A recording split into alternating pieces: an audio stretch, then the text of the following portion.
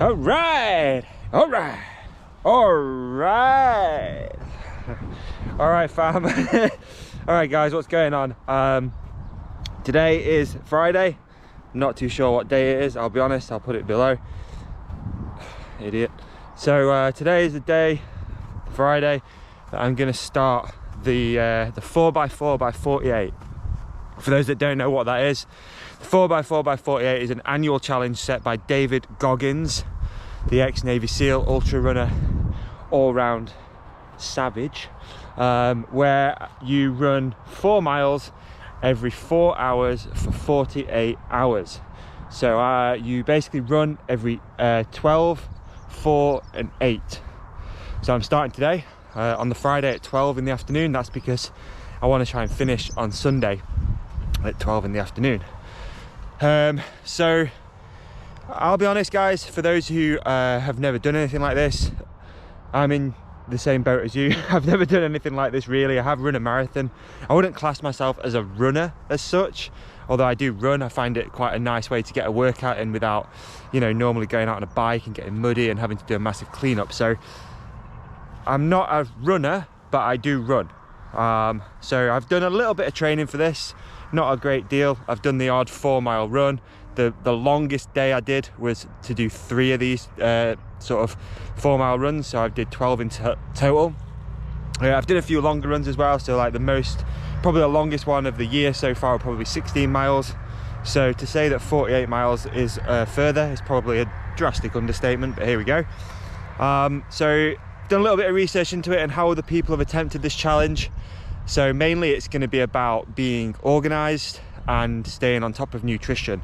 So I'm going to do a little cut right now, but here is my table basically, which I'm using as base camp in the kitchen. So on here I've got a few pairs of socks, a few pairs of shorts, 3 t-shirts, a lightweight rain jacket, a couple of different hat choices, and also some baby wipes, because I'm going to try and not shower every time, because I think that would be awful, probably for the environment, and it'd just be a waste of water and utilities.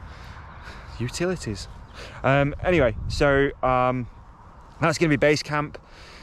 Every time I get in from a run, I'm going to try and eat something which is carbohydrates to sort of refuel the glycogen levels. I believe that's what it is. So I'm going to hit up like some sweet potato, and then in the evening runs, because I'm not going to want to eat, I'm going to try and do a protein shake, banana or something like that, and then try and get a little bit of sleep.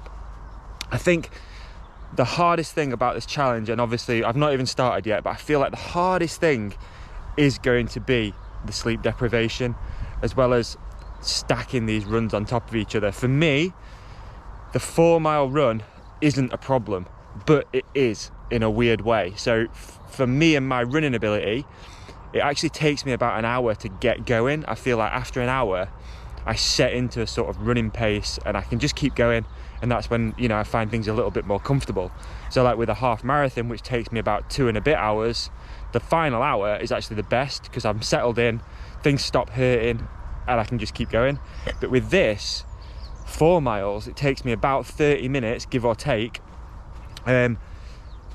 It's all the parts of running that I hate. So you start off, things hurt, you're sort of thinking, why are you doing this? Blah, it's crap, it's this, it's that. And then you're back home hurting. So it's a weird distance. But anyway, I've set out 2 routes from my house.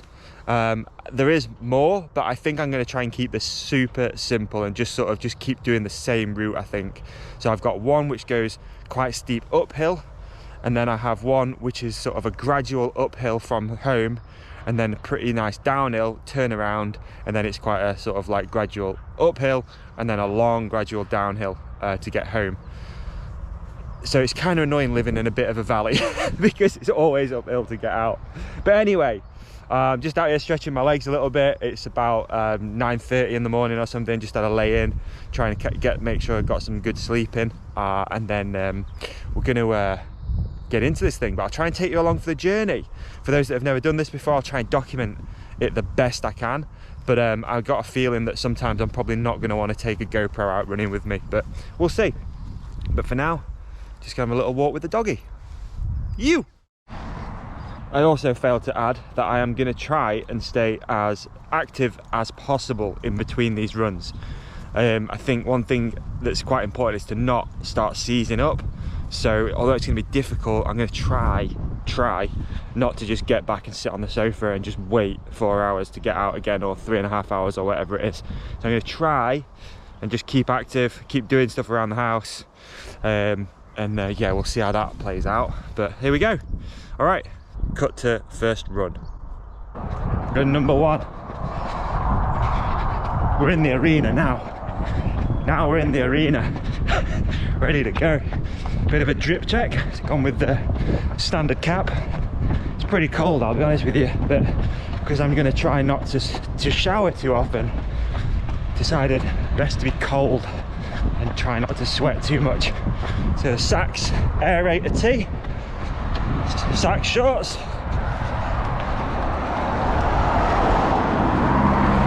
new trainers, fresh New Balance. So yeah, here we go. Check in a bit. All right, so this point here, this little gate thing, is exactly halfway between my house. Well, it's 2 miles. So what I'm going to do, I'm going to put an emergency energy gel here. I'm going to hide it down here somewhere. It's under there, look. Oh, hang on. It's going to go there. Look at that. Emergency energy gel.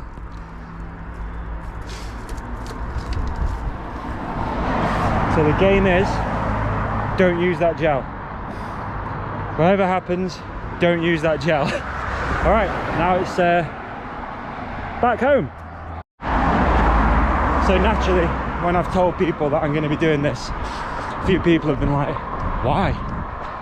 Why bother? And to be honest, it's a very fair point, but I feel like we're going through really weird times at the moment with this lockdown, pandemic and stuff, and it's bloody hard to stay motivated. So I figured a little while ago, why not set yourself a little goal, and then for this weekend, really try and think about some stuff. You'll notice no headphones at the moment. I'm going to really try to not use headphones as much as possible and just try and think. I've got a few questions that I want to try and mull over while I'm out doing this, and ultimately just set yourself a little goal, you know, no matter how hard or far away it is. I think just setting yourself that little thing to try and see what we're made of. You know, you can do so much more than what you think. So here we go.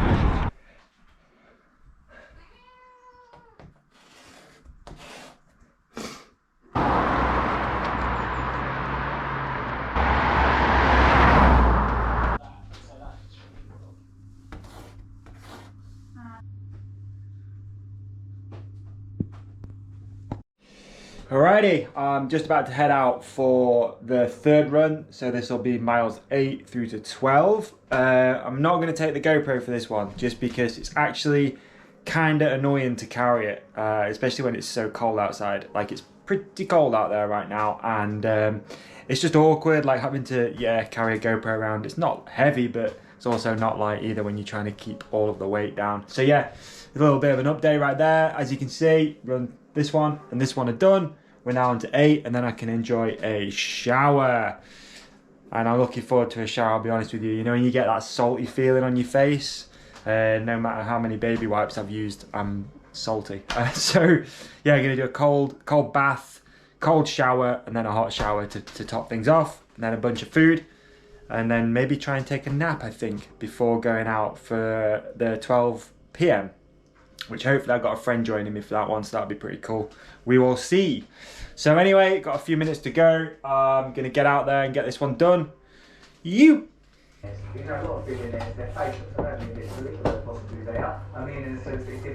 Yeah, well, why are we doing this? You tell me. I mean, not a lot else going on at the moment, Jordan. So why not try and run 48 miles in 48 hours? What was I said? I don't know what that. When I was at school. Alright. The magic balls are. Yeah. Quite actually got that. Yeah. And then pass it that way. Okay. Right, should we fuck off now? Yeah. Peace out. The taxi coming. Peace out.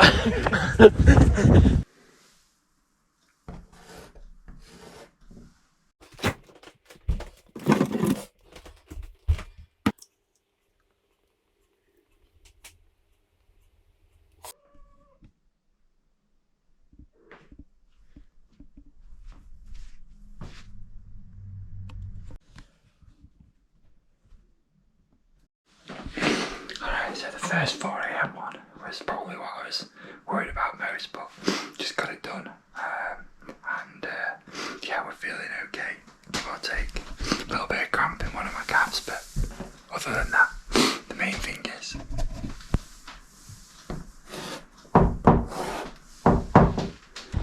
Alright folks, it's 8 AM, Saturday morning. Made it through the first night, which is good. I feel okay. Things are starting to seize up a little bit on my body, but managed to get a couple of hours sleep I think through the night, even though it was broken and whatever. But yeah, alright, on to the second day I guess. So I'm gonna get this one out of the way and then I can have a shower. Oh, alright. All of a sudden then, so I'm on miles 20 to 24 at about the 21 and a half mark, my legs just went to concrete. So I'm just having a little bit of a walk, fully aware that this is a marathon, not a sprint, and I don't want to just like hammer myself into the ground, especially here at the halfway point. So there's nothing wrong with just having a nice little walk for a bit. Up the hill just here I did sort of like lamppost. I used to call it lampposting, don't know why, but you know, sort of run to a lamppost, stop, walk to the next one, run to the, you know, and so on and so forth. So yeah, just trying to be mindful that still a long way to go and there's no point running myself into the ground pretty early. So one thing I also said when I started this to myself was I'm just going to keep moving forwards, like no matter what. As long as I don't stop, then I'm happy. So we're going to keep on a little bit more of a walk and then try and run up this climb and yeah, keep on trucking. Oh, I feel a bit sick as well, I'll be honest with you. One thing I didn't account for was the fact that my stomach would be in such a knot with all this food and protein. So yeah, especially after the night ones, because I was doing a pretty hefty protein shake after each run, after the 2 runs, the 12 and the 4. Had a bit of the old diarrhea this morning. Anyway, on that note, let's keep going.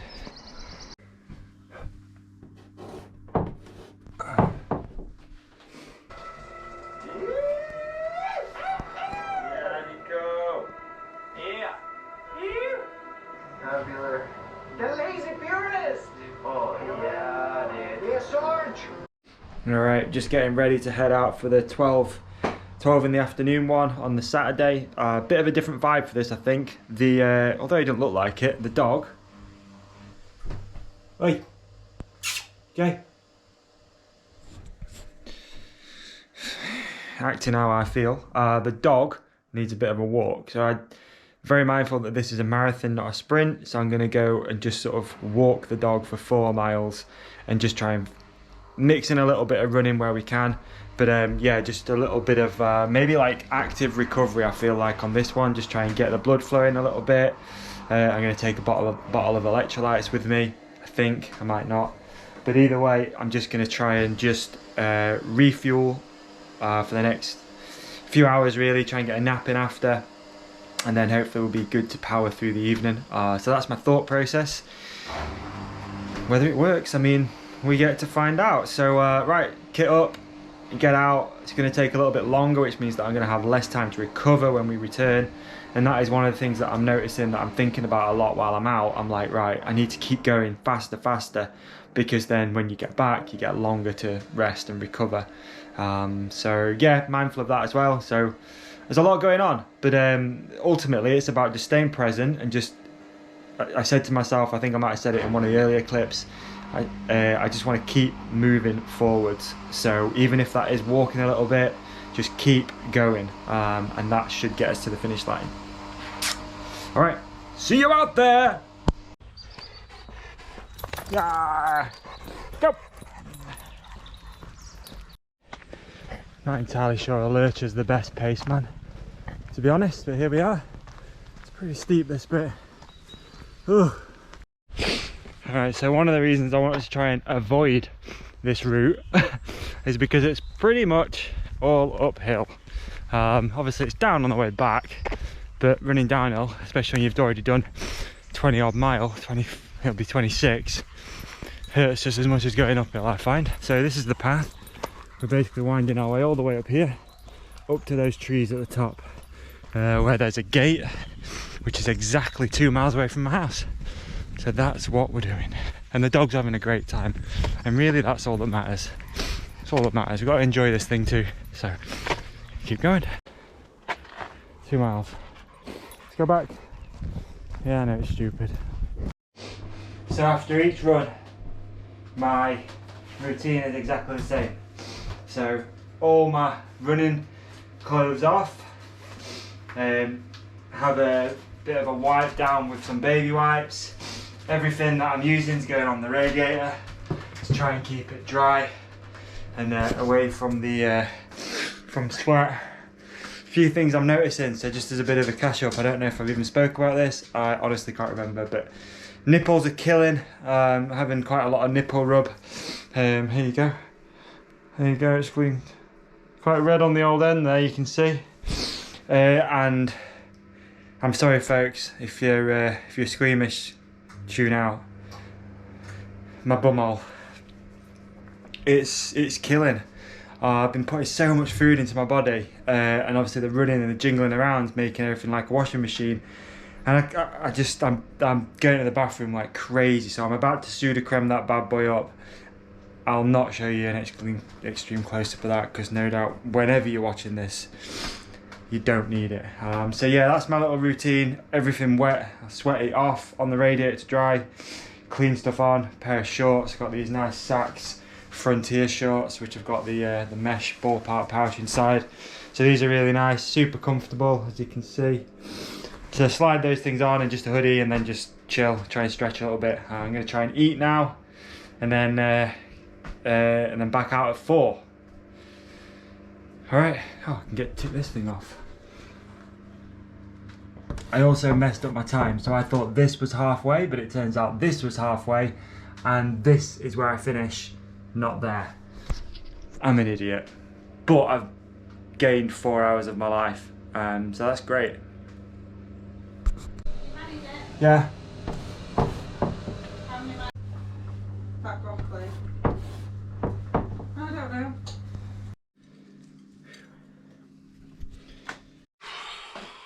Oh god. These 4 AM ones suck. Oh. Alright, and just like that, we're on the final leg. Run number 12, miles 44 through to 48. And I'll be honest, I decided I'm going to try and at least enjoy this one. The last 6 have been a bit of a grind. Things are starting to hurt now, my body too. Most importantly, my ankles are pretty swollen. But so I'm trying to just enjoy this last one. I thought I'd bring the main man, the MVP. Yo, Jay. I thought I'd bring the dog. He's been a big supporter throughout this challenge. He's stayed with me on the couch, and it's just, dogs are just ride or die, aren't they? So I mean, takeaways from this challenge. You know what, there's actually been one major one which I was gonna sort of try and mention, at the start, and I thought no, I'm gonna keep thinking about this for pretty much each run, and that is this: you can't rush the future. I've done many long runs, long bike rides where the end isn't always that far away. Let's take even a marathon. You know, anyone who's done any amount of training for it, you know, the last hour or so is going to be hard, I think, for anyone. But you know that last hour, and then you're done. With this, there's been points. There's a run right in the middle that really sucked. And I'm thinking, no worries, it'll be done soon. But then you think, no, it's about another 28 hours. Which is quite a unique thing. I think that's why this is such a unique challenge, is that you can't rush to the future. So I've been really thinking about that, and it's I feel like it's a great analogy for life, that you're just trying to rush somewhere, but at the end of the day, time doesn't go any quicker. You just have to go through the process, keep showing up, keep putting in the work, and you'll get there in the end. And this is what I feel like this run means to me. Apart from that, I'm just worn out. I'm really tired, actually. I reckon over the 48 hours I've probably had about 5 or 6 hours sleep, and that's really broken too. But I reckon roughly that's what I've had. So yeah, I think it's pretty safe that I'm going to get to the finish line. Just got to walk up this big bloody hill.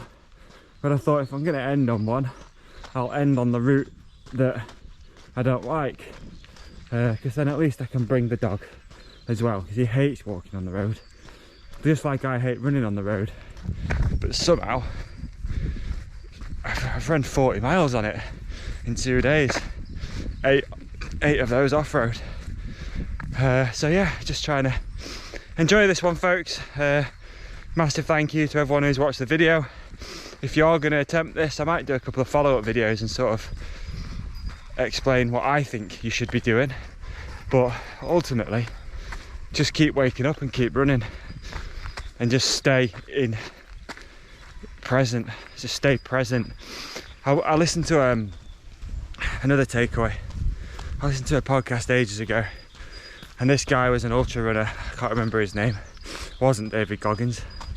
And he talked about just focus on everything above your heart.